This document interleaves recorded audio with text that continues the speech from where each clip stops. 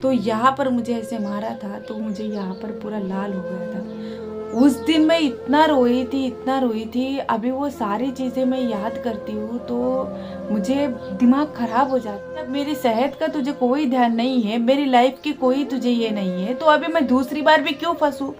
अभी मैं दूसरा भी पैदा करके मुझे उसको मैं क्यों उसकी ज़िंदगी ख़राब करूँ? 8 साल हो गए, फिर भी उसको कोई चेंजेस नहीं आए थे। फिर बोलता है कि मुझे दूसरा बच्चा पैदा करनी है। मैंने एक ही बोला कि तू चाहे यहाँ से कुछ भी कर ले, मैं तेरे साथ में तो अभी मैं रात को तो नहीं रहूँगी।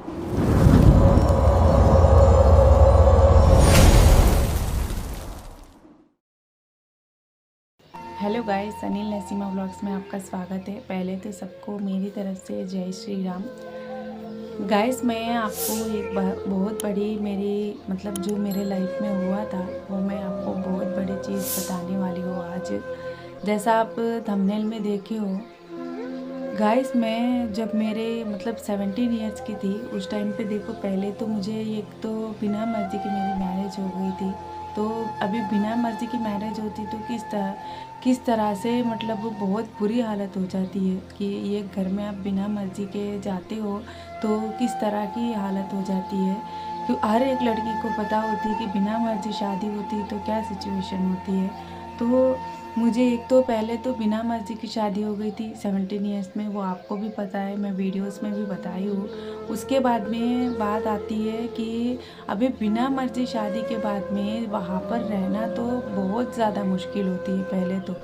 फिर ऐसे लाइफ हो जाती है कि एक तो बिना मर्ज़ी के मेरे ऐसे हुआ है, तो फिर वहाँ पर रहने का कोई अच्छा माहौल होता है तो कोई बात नहीं, अगर उसमें भी बुरा माहौल होता है तो कैसा रहेगा, आप एक बार सोचो।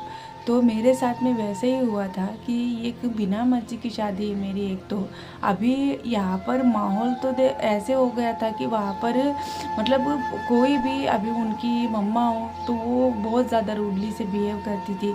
उसके बाद में वो उनका लड़का तो ऐसे रहता था कि जब उनकी जो माँ जैसा बोलती है उसे वैसे ही सुनना है। बीवी की कोई पहले तो उसको क्या था मुझे नहीं पता है कि एक बीवी को कैसे ट्रीट करते हैं, क्या है, कैसे केयर करते, हर एक चीज़ अपनी माँ को ही बता के करना है। फिर बाद में ऐसे मेरे साथ में ऐसे हुआ कि मैं दिन भर कैसे भी काट लेती थी, मुझे यहाँ पर ही अभी रहना पड़ेगा, ऐसे करके मैं जैसे तैसे करके वहाँ पर मैं मेरी ज़िंदगी पूरा ऐसे ही 9 साल में काटी थी।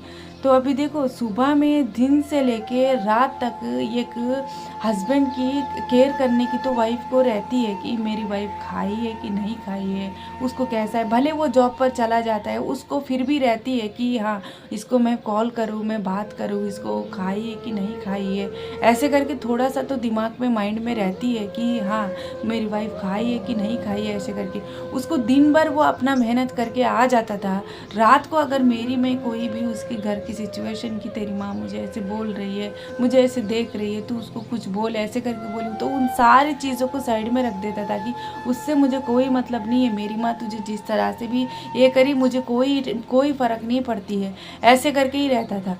तो रात को देखो, एक हस्बैंड अपनी वाइफ के पास में आता है रात को, तो वाइफ की मर्ज़ी भी होनी चाहिए, एक लड़की की मर्ज़ी भी होनी चाहिए कि मेरा हस्बैंड पास में आता है तो मेरी भी मन है कि नहीं है। आप समझ रहे हो ना कि मैं क्या बोल रही हूँ। अभी रात में उसके पास में आता है तो उसको भी एक मर्ज़ी रहनी चाहिए कि हाँ, मेरी वाइफ को मर्ज़ी है, चाहे वो हस्बैंड हो या कोई भी लवर हो या कोई भी हो, उसको मेरी वाइफ को मैं मर्ज़ी है कि नहीं है, उसकी कोई उसको कोई दिल पे बीत रही है मेरे साथ में रहने के लिए, मेरे साथ में मैं ऐसे रहता हूँ तो मैं कुछ पूछ नहीं रहा हूँ, ऐसे करके सोचना चाहिए। वैसे कुछ भी नहीं सोचता था, बस उसको दिन भर मेहनत कर लिया और अपना पेट भर लिया तो रात को मेरे पास में आके सोना है। ऐसे थोड़ी होती है। ये एक हस्बैंड होता है तो हर एक चीज़ के बारे में सोचनी पड़ती, वो वैसे नहीं सोचता था। एक बार क्या हुआ था, अभी 5 साल तो मेरा मैरिज हुआ था, उसके 5 साल तो मैं धीरे धीरे 5 साल वैसे ही उसकी माँ हर एक को बोलती थी कि इसको बच्चे नहीं पैदा होते हैं, हमारे में तो 2 साल में ही पैदा हो जाते हैं। ऐसे ऐसे करके सब लोगों को मेरी इंसल्ट करवाती थी कि इसको नहीं पैदा होएंगे, ऐसे ऐसे करके सबके सामने बोलती थी। मैं ये कि दिमाग में सोची कि अभी ये सबके सामने इस तरह से मुझे इंसल्ट कर रही है, मुझे क्यों नहीं होते बच्चे।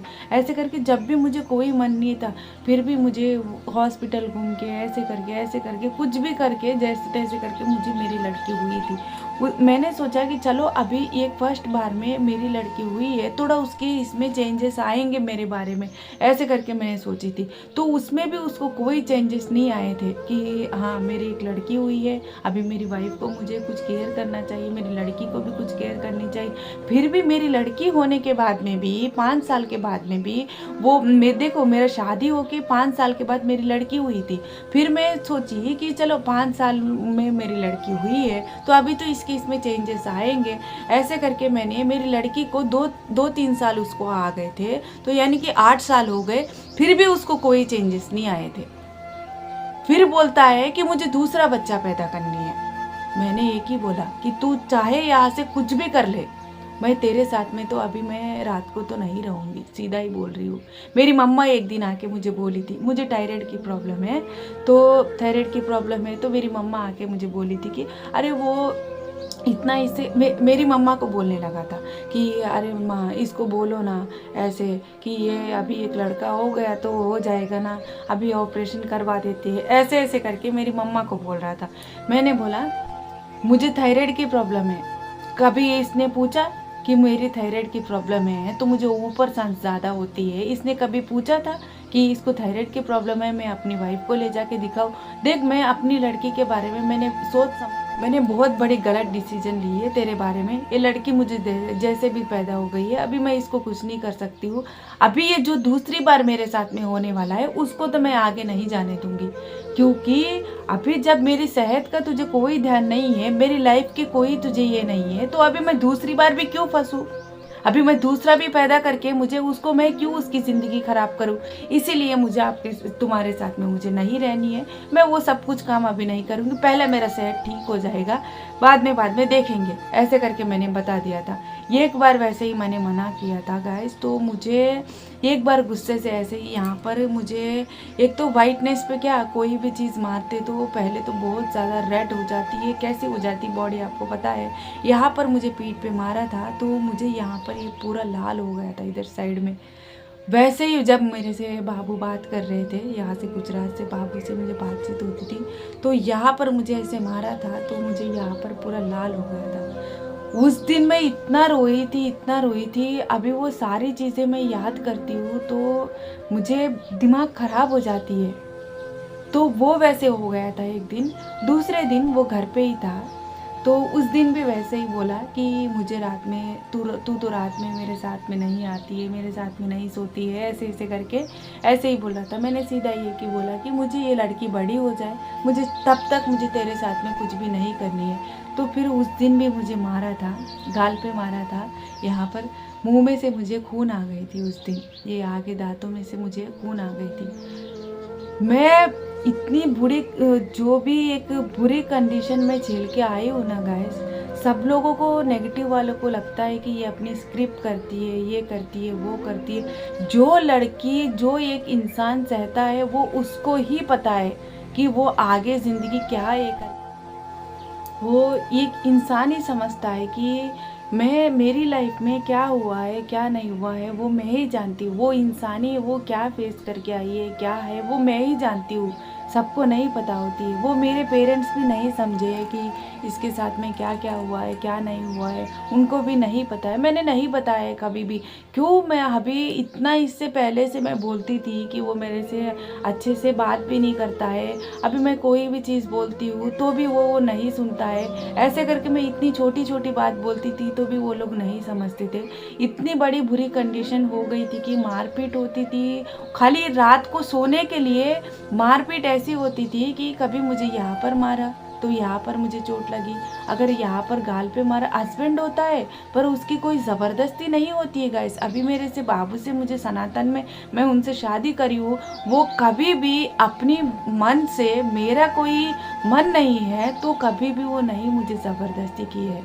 अभी देखो उनके साथ में मुझे प्यार है, एक खुशी है। तो हम दोनों की लाइफ हम लोग जानते हैं कि हमारी लाइफ कैसी है। हम लोगों में प्यार है, ये खुशी है हम दोनों की लाइफ में। हम लोग अभी चाहे मैं उनके साथ में कैसे भी रहूं, वो मुझे कभी नहीं बोलते, कोई चीज़ पे मुझे ज़बरदस्ती नहीं करते हैं। ये खुशी है ना मेरी लाइफ में। वो अभी मेरे साथी जो है, अभी उनके साथ में मैं कितना खुश रहती हूँ वो मैं जानती हूँ। नेगेटिव लोगों को लगता है कि ये कभी स्क्रिप्ट बनाती है, कभी ये करती है, कभी वो करती है, पर उनसे मुझे कोई फ़र्क नहीं पड़ती है। आगे वीडियोस में भी मैं वही बोली हूँ कि मुझे कोई फ़र्क नहीं पड़ती है। मैं वही बोलती हूँ गाइस, कोई भी एक लड़की को भगवान उसको इतनी ताकत दे कि वो कितने भी बुरे इंसान से झेलने की वो जो ये रहती है, देखो जितना वो सब्र करती है उतना ही वो सब्र कर पाती, कोई भी इंसान हो।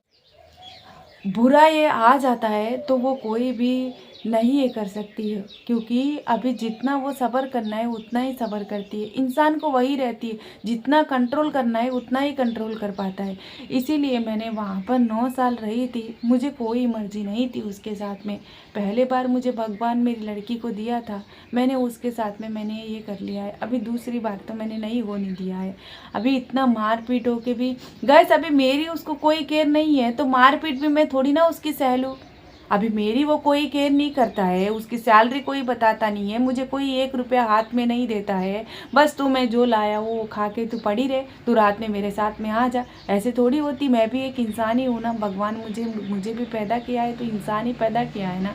तो इंसानियत मेरे में भी रहती है ना कि मैं किस तरह से रहूँगी, मेरी लाइफ कैसी रहनी चाहिए। तो इसीलिए मैंने ये जो डिसीजन उनके साथ में जो छोड़ने का लिया है, उसकी वजह से ही अपनी पूरा मन बिना मर्जी के होती थी, इसीलिए मैंने उस इंसान से मुझे छोड़ना पड़ा था। अभी मैं बाबू के साथ में हूँ, मेरी लाइफ इतनी खुश है। देखो चाहे हमारी नॉर्मल है फिर भी हम लोग बहुत ज़्यादा खुश है। तो आपको मैं ये ही बोलना चाहती हूँ, इतना इससे मैं वहाँ पर मेरी कंडीशन सारे मैं झेल के आई हूँ, वो आपके साथ में मैं शेयर कर रही हूँ। तो आपको ये वीडियो अच्छा लगता है तो लाइक करना, शेयर करना, अगर कमेंट में बताना कि देखो नेगेटिव वालों को तो मैं नहीं जानती हूँ, जो पॉजिटिव मेरे बारे में जो सोचते हैं वो लोग मुझे अच्छे से, देखो मेरी एक लड़की की एक कमी है, वो मेरे पास आ जाए और मुझे कोई कुछ नहीं चाहिए, बस भगवान करे उसको यहाँ पर ला दे, बस और कुछ नहीं चाहिए। कमेंट में बताना कि ये वीडियो कैसा लगा आपको। सबको मेरी तरफ से जय श्री राम।